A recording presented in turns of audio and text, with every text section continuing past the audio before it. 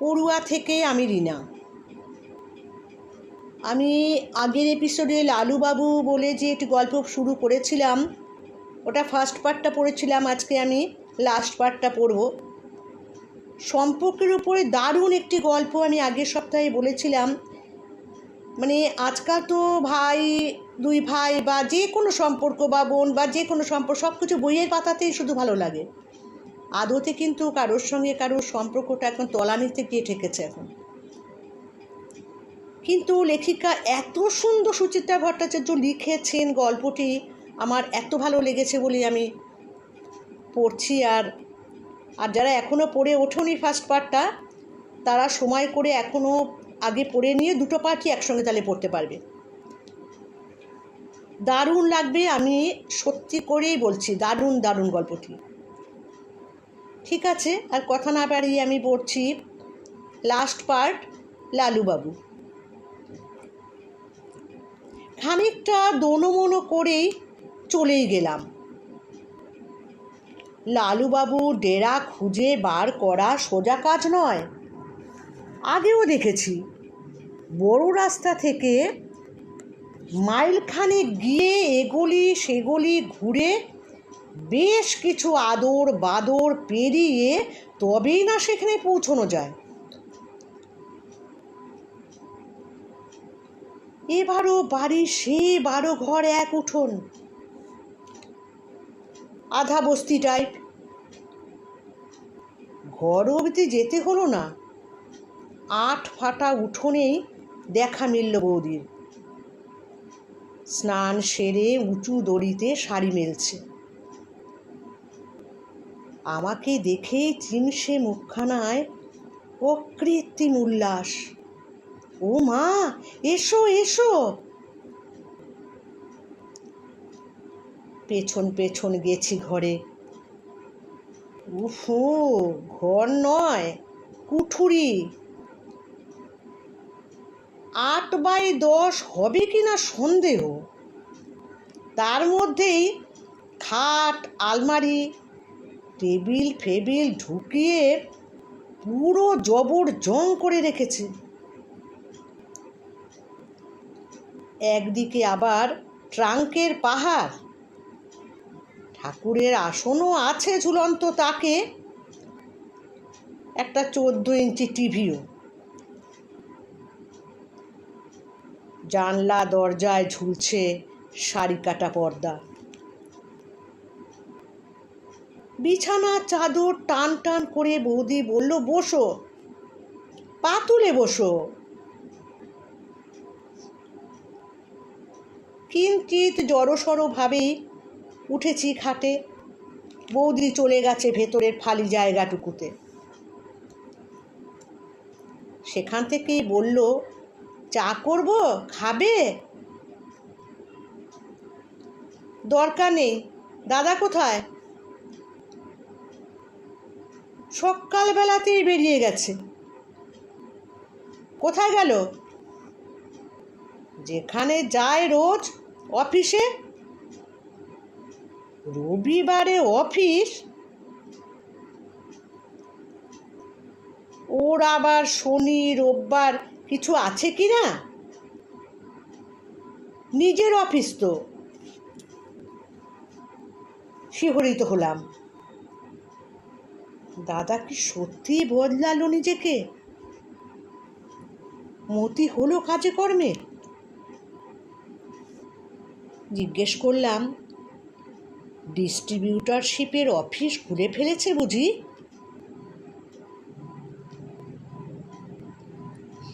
বৌদি বেরিয়ে সামনে এসে দাঁড়ালো।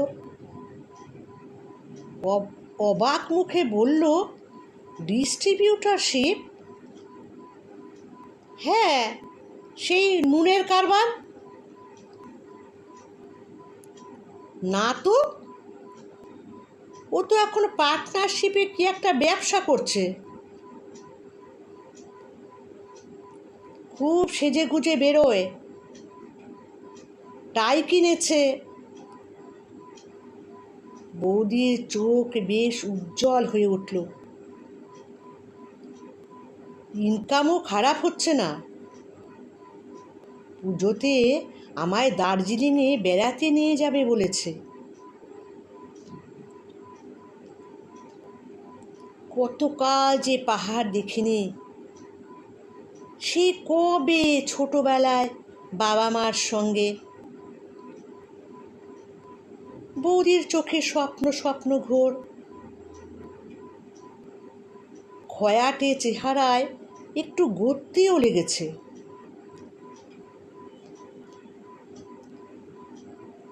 বৌদিকে শেষ দেখেছিলাম রাজারহাটের বাড়িতে। তখন যেন কথাই বলতে পারছিল না, ধূপ ছিল। আজ বেশ সতেজ, ঠিকঠাক খাওয়া দাওয়া জুটছে মনে হয়। বাবু হয়ে বসে জিজ্ঞাসা করলাম, তা দাদা ব্যবসাটা করছে কিসের? বলতে পারবো না গো, তবে ধর্মতলা স্ট্রিটে ঘর নিয়েছে। পার্টনারটিকে রাজু সিং, বিহারি ছেলে, তোমার দাদার চেয়ে বয়সে অনেক ছোট।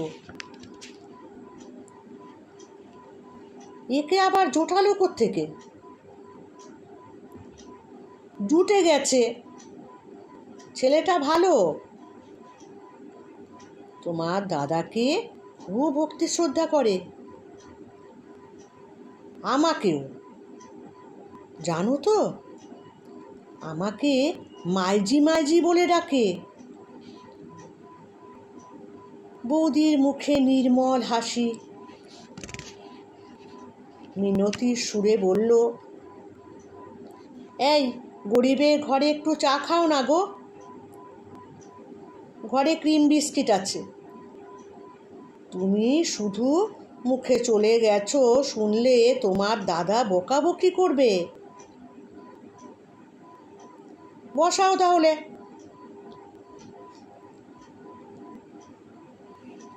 ফের ফালি জায়গাটুকুতে গিয়ে স্টোভ জ্বালিয়েছে বৌদি। কেরোসিনের পোড়া গন্ধ ছড়িয়ে গেল ঘরময়। তবু আমার খারাপ লাগছিল না।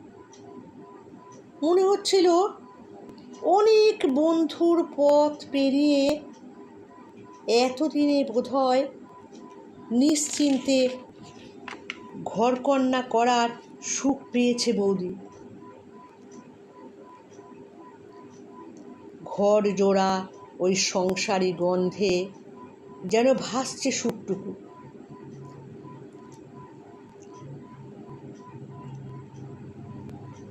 পুরনো কথা মনে পড়ছিল। দাদার বিয়ে, আমাদের বাড়িতে বৌদির প্রথম পা রাখা, আরো অনেক টুকরো টুকরো ঘটনা। দাদার বিয়ে তো এক পুরো দস্তুর নাটক। বলা নেই কওয়া নেই, দুম করে একদিন এক রোগা সোগা মেয়ের হাত ধরে দাদা বাড়িতে হাজির। আমাদের রেজিস্ট্রি হয়ে গেছে মা, নীলিমাকে তুমি বরণ করে ঘরে তোলো। মা তো প্রায় মূর্ছা যাওয়ার জোগাড়। বাবাও স্তম্ভিত।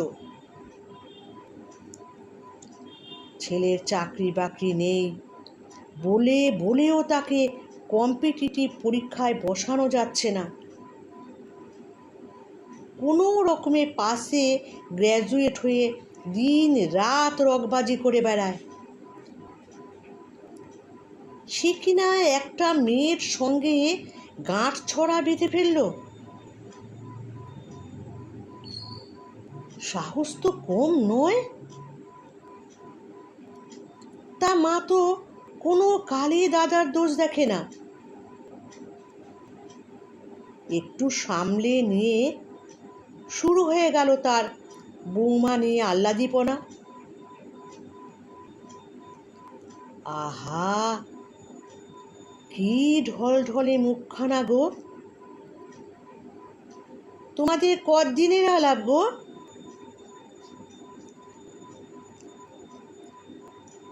কি দুষ্টু ছেলে, আমায় একবারও বলেনি গো। ওদিকে বাবা তখন দাঁত কিরমির করছে। দুটোরই ঘাড় ধরে বের করে দেওয়া উচিত। শেষমেশ মার আহ্লাদেরই জয় হলো।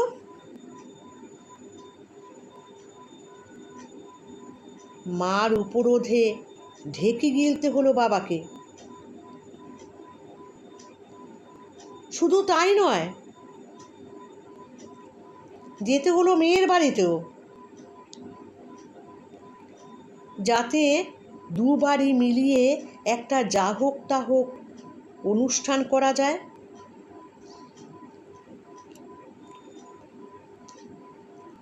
বৌদির বাবা নাকি রে রে করে তেড়ে এসেছিল।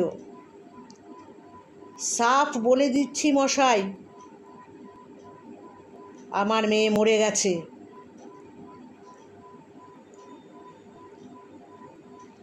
আপনার এই লুচ্চা ছেলেটাকে যদি কখনো বাড়ির ত্রিসীমানায় দেখি, ঠ্যাং ভেঙে রেখে দেব।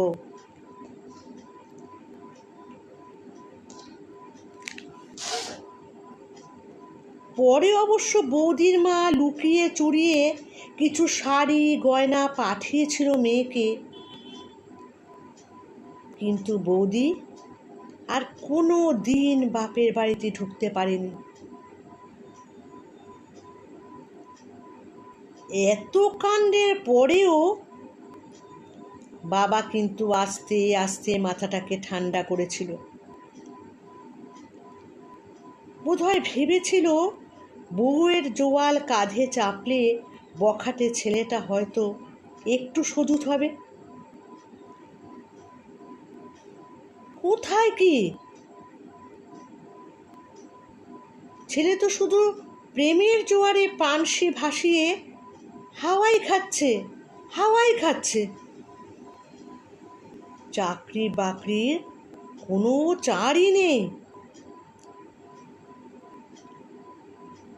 বড় মামা উপযাচক হয়ে একটা কারখানায় সুপারভাইজারের কাজে ঢুকিয়ে দিল। মাস খানেকও টিকল না। 8:30 থেকে ডিউটি, 10:30টার সময়ে লালুবাবু হেলে দুলে বাড়ি থেকে বেরোচ্ছেন। জানালায় দাঁড়িয়ে প্রেমে গদগদ বৌদি প্রাণেশ্বরকে যতক্ষণ দেখা যায় হাত নেড়ে নেড়ে টাটা করেই চলেছে। সে এক দৃশ্য পিসে মশাই চেষ্টা চরিত্র করে সেলস লাইনে কাজ জোগাড় করে দিল। সেখানে তো রীতিমতো এক কীর্তি স্থাপন করলেন লালুবাবু। কোম্পানির স্যাম্পেল মাল হাফ দামে বেচে সেই টাকায় সিনেমায় যাচ্ছে বউকে নিয়ে। যেমন দেবা তেমনি দেবী। কোম্পানির লোক আসছে দাদার খোঁজে। বৌদি ছুটতে দরজায় গিয়ে বেমালুম বলে দিচ্ছে, উনি তো এখন বাড়ি নেই। হ্যাঁ, মা যেমন লাই দিয়ে 12টা বাজিয়েছিল দাদার, বৌদিও প্রায় তাই। দুজনের কেউই তার জন্য কম শাস্তি পায়নি। বৌদি তো বোধহয় অনেক বেশি। বিয়ের বছর 1.5-2 পরে যখন মধুচন্দ্রিমার ঘোর কাটল বৌদির, তখনই সে টের পেল কোন চোরা বাড়িতে সে দাঁড়িয়ে আছে। আকাশকে নীল দেখায় বটে, আসলে সে এক মহাশূন্য। কাজ জুটিয়ে নিজের পায়ে দাঁড়াবে সে বিদ্যেও পেটে নেই। বাপের বাড়ির দরজাও বন্ধ। নিরুপায় বৌদি তাই এক মারাত্মক প্রতিশোধ নিতে শুরু করল নিজের ওপরেই। একের পর এক বাচ্চা আসে পেটে, হাসপাতালে গিয়ে অ্যাবর্শন করিয়ে আসে। শরীরটাও ভেঙে গেল ক্রমশ। বারবার সোজা রাস্তায় আনার চেষ্টা করেছে দাদাকে, কিন্তু কানিক মারা যার স্বভাব, তাকে সে সিধে করবে কি করে? তবে হ্যাঁ, দাদার বিরুদ্ধে কারো কাছে অভিযোগ জানায়নি কখনো। যখন প্রায় নিরন্ন দশা, তখনও দাদার মান বাঁচিয়েই চলেছে সাধ্য মতো। বুদ্ধিটা তো কম, বোধহয় ধরেই নিয়েছে দাদা তার ভবিতব্য। তাই এবার যদি একটু খেয়ে পড়ে থাকে তো থাক। গলা উঠিয়ে জিজ্ঞাসা করলাম, দাদার যখন রোজগারপাতি হচ্ছে কিছুটা, এখানে এখনো পড়ে আছো কেন? ঘর বদলানোর কথা বলেছ?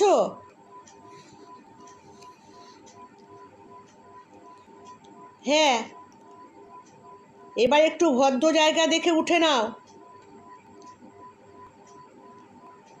দেখি, তোমার দাদা তো বলছিল পুজোর পর। বৌদি চা বিস্কুট নিয়ে ঘরে এলো। বিছানায় কাপ ডিশ রেখে বসেছে খাটের উপরে। বলল, সোমা রাজা কেমন আছে? ভালো। রাজাকে তো কখনো কিছু দিতে পারিনি, এবার যদি একটা শার্ট প্যান্ট কিনে দিই, নেবে তো? ভাবছিলাম সোমার জন্য একটা শাড়ি। ও সব খরচা পাতিতে এখনই যাচ্ছ কেন? পরে কোনো সময় দিওক্ষণ। না গো নীলু, আমাদের অত খারাপ অবস্থা আর নেই। এখন সপ্তাহে 2 দিন মাছ খাই।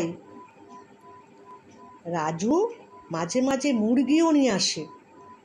বলে, মাইজি আচ্ছা করে তেল মশলা দিয়ে পাকাও তো।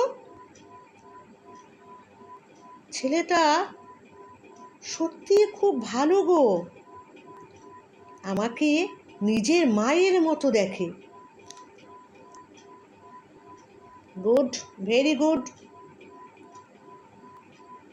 চা শেষ করে উঠে পড়লাম।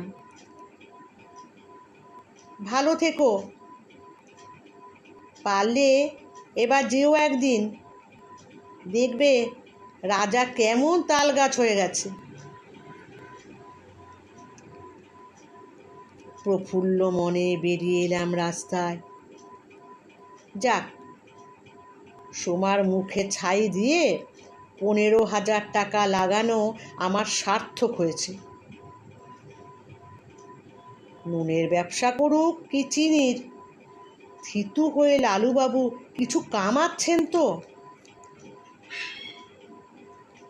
অচিরেই ভুল ভাঙল। লক্ষ্মী পুজোর পরের দিন কাক ভোরে হঠাৎ দাদার আবির্ভাব। উদ্ভ্রান্ত মুখ, উস্কো খুস্কো চুল, চোখের নিচে গাঢ় কালি।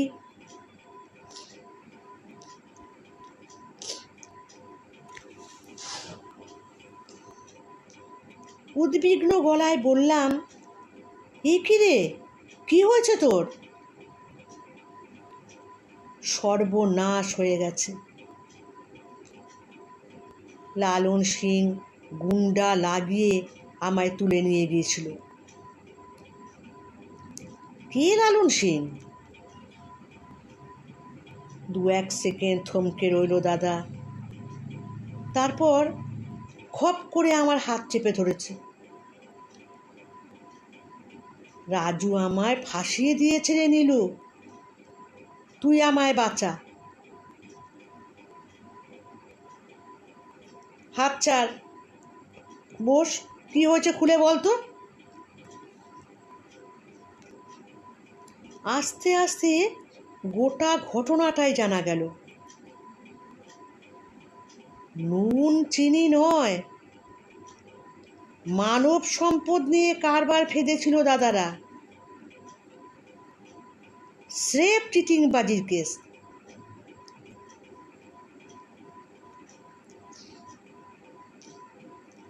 রেল, ব্যাংক কিংবা পোস্ট অফিসে চাকরি পাইয়ে দেওয়ার প্রতিশ্রুতি দিয়ে মোটা টাকা হাফিস করছিল রাজু আর লালু। রাজু সিং মুরগা ধরে আনতো, আর দাদা ব্যাংক কিংবা রেলের অফিসার সেজে তাদের জবাই করত।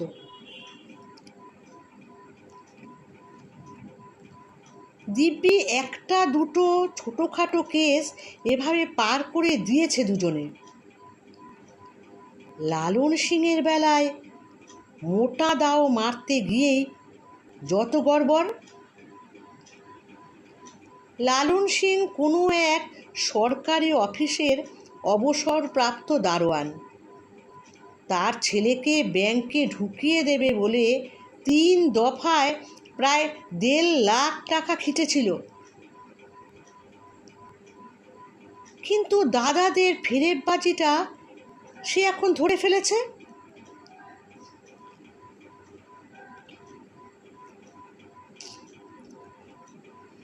বিপদ বুঝে রাজু সিং হাওয়া। গাড্ডায় পড়েছে শ্রীমান লালু। কিভাবে যেন লালন সিং দাদার আস্তানার খোঁজ পেয়ে গেছে।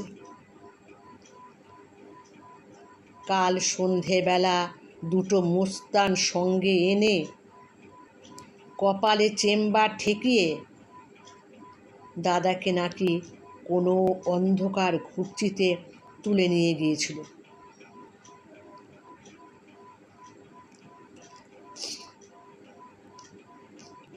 মারধর তো করেইছে, সঙ্গে শাসিয়েছে 7 দিনের মধ্যে ওই 1.5 লাখ ফেরত না দিলে কেষ্টপুর খালে দাদার লাশ ভাসবে।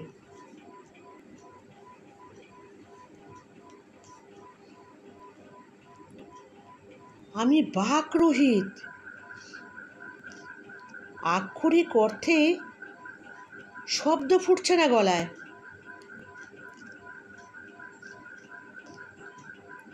ছিচকেমি যে দাদা আগেও করেনি তা নয়, শ্যামবাজারেও বাড়ি বয়ে এসে লোকজন হল্লা করে গেছে। একজনের কাছ থেকে টাকা নিয়ে আরেকজনের লোন শোধ করেছে, এবং এই করতে করতেই এক সময়ে ফাঁসকলে আটকে যাচ্ছে। এ তো গা শোয়া হয়ে গিয়েছিল আমাদের। কিন্তু এবারেরটা তো ধাঁট্টারের কেস নয়, পুরো দস্তুর রাহাজানি। পাথরের মতো খানিকক্ষণ বসে থাকার পরে খেকিয়ে উঠলাম। তা আমার কাছে এসেছিস কেন? সোজা গিয়ে টাকাটা ফেরত দিয়ে আয়। দেব কোত্থেকে? দাদার ঘাড় নেতিয়ে পড়ল।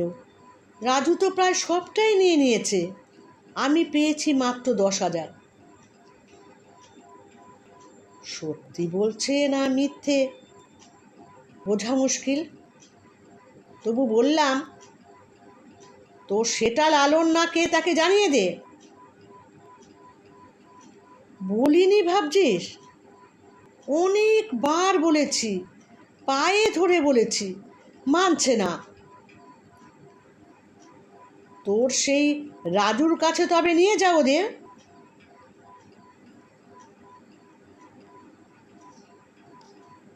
তাও গেছি, কাল রাতে। রাজু নেই। মানে? ভেগেছে। ও তো পালিয়ে পালিয়েই থাকে, ওকে আর ধরা যাবে না। কেন পালিয়ে থাকে কেন? পুলিশ খুঁজছে, এক জায়গায় বেশি দিন তাই থাকতে পারে না। ও, তার মানে সে একটি ঝানু ক্রিমিনাল। কি কেসে তাকে খুঁজছে পুলিশ? আগেও চিটিংবাজি করেছে বুঝি? না, অন্য কেস। দাদা নাক চুল করছে, মাথা নামিয়ে বলল, আসানসোলে একটা রেপ করেছিল। বৌদির মুখটা চোখের সামনে ভেসে উঠল। ভুরু কুঁচকে বললাম, বৌদি এসব জানে? না। দাদা জোরে জোরে মাথা নাড়ল। তোর বৌদি ওকে নিজের ছেলের মতো দেখে। কি আহ্লাদের কথা! তা এই মহাপুরুষটির সঙ্গে তোর পরিচয় হলো কি করে? কোন স্বর্গে? ও তালতলায় একটা ঠেকে হঠাৎই। মালের ঠেক? আবার জোরে জোরে মাথা নাড়ছে। বুঝেছি, জুয়ার আড্ডায়। তুই এখনো জুয়া খেলছিস বলেই কেমন একটা ধন্দ জেগেছে। বললাম, রাজুর সঙ্গে তোর কবে আলাপ? আমার কাছ থেকে 15,000 নিয়ে যাওয়ার পরে? চোখে একবার চোখ রেখে দৃষ্টি সরিয়ে নিল দাদা।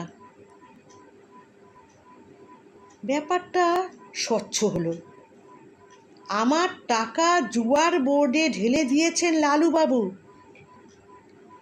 এবং সম্ভবত সেখানে রাজু নামের ছেলেটা দাদাকে এই 2 নম্বরই ধান্দাটির প্রস্তাব দেয়। দাদার তো চিরদিনই বাঁকাপথটাই বেশি পছন্দ। না খেটে সহজেই কিভাবে অনেক টাকা কামিয়ে ফেলা যায়, তার জন্য ছোক ছোক করছে প্রতিনিয়ত। লালুবাবুর এই প্রবৃত্তিটার সুযোগ নিয়ে রাজু তাকে কবজা করেছিল।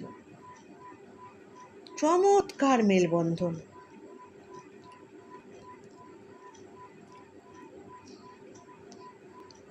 আমি কিছু বলার আগে এবার সোমা ঝেঁজে উঠেছে।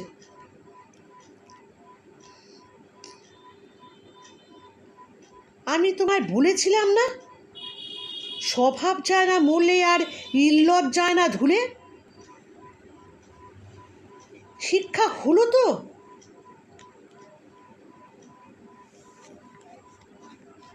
সত্যি আচ্ছা বুড়বক বলেছি। রুক্ষ স্বরে বললাম, বৌদির চুর জোড়াও কি জুয়ায় গেছে, নাকি ওই পয়সায় অফিসার সাজার স্যুটটাই কিনেছিস? চুর তো ছিলই না, সে তো বহুকাল আগেই। দাদা মিনমিন করছে। প্যান্ট শার্ট সব রাজুই কিনে দিয়েছিল। আর তুই রাজুর সাজানো ভার হয়ে। রাগে আমার কথা আটকে গেল। আগুনের হলকা বইছে মাথায়, গা রি রি করছে। দাঁতে দাঁত ঘষে বললাম, লালন সিংয়ের হাতে মরাটাই তোর উচিত শাস্তি।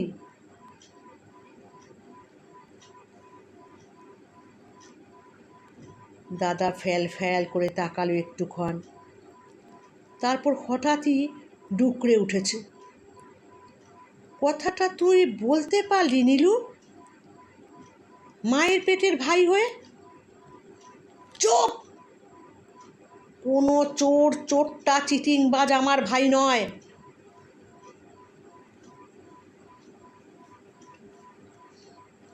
নীলু প্লিজ, এবারটা তুই আমায় বাঁচিয়ে দে ভাই। মরা মায়ে দিব্যি করে বলছি, আর কোনো বাজে কাজে থাকবো না। একেবারে নতুন করে জীবনটা শুরু করব।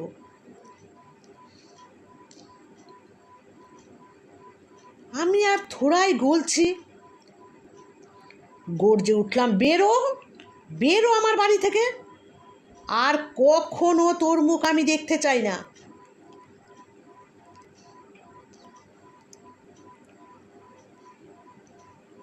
মুখ কিন্তু আবার দেখতেই হলো, কিংবা বলা যায় দেখতে বাধ্য হলাম। কালী পুজোর আগে না, লালন সিংয়ের গুন্ডার গুড়ি খেয়ে মরা মুখ নয়, জ্যান্ত মুখ। আদালতের কাঠগোড়ায়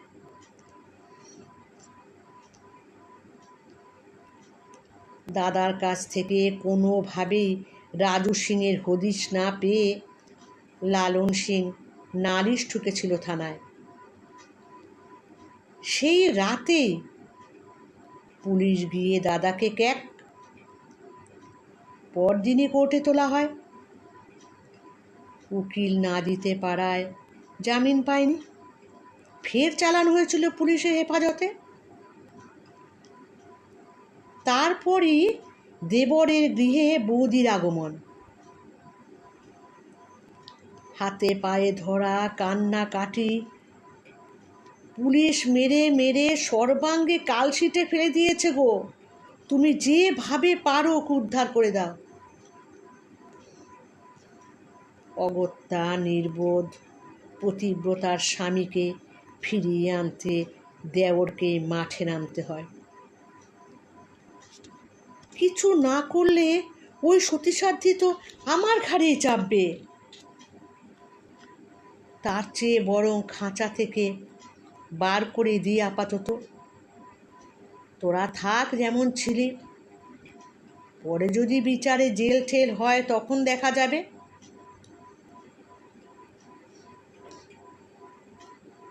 জামিন করাতে বেগ পেতে হলো না বিশেষ, কিছু গাঁট গচ্ছা গেল ওই যা।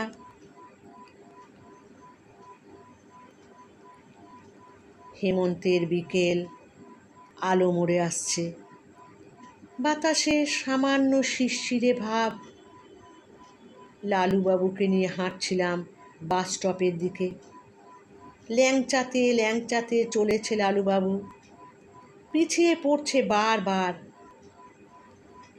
অপাঙ্গে দাদাকে দেখতে দেখতে বললাম, এই হাজত বাসটা তোর বাকি ছিল, সেটাও হয়ে গেল। দাদা চুপ।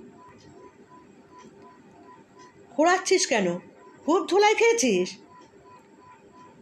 দুটো হাঁটুতে বড্ড রুলের বাড়ি মেরেছে রে। বেশ করেছে বলতে গিয়েও থমকালাম। 50 বছরের একটা দামড়া লোককে এসব আর কি বলবো। গম্ভীর গলায় বললাম, চা খাবি? খুব খিদেও পেয়েছে রে। ছোট একটা রেস্টুরেন্টে ঢুকিয়ে টোস্ট অমলেটের অর্ডার দিলাম, চায়েরও। গোগ্রাসে পাউরুটি গিলছে দাদা, তুচ্ছ অমৃত যেন অমৃত। একটু একটু মায়া লাগছিল দেখে, কি চেহারা হয়েছে কদিনে। গাল তুবড়ে লম্বাটা, মুখখানা শুকনো আঁটি, কণ্ঠার হাড় ঠেলে উঠেছে, কপালে মোটা মোটা বলি রেখা। পুজো হয়ে বসে থাকা দেখে মনে হয় যেন 7 বুড়োর এক বুড়ো।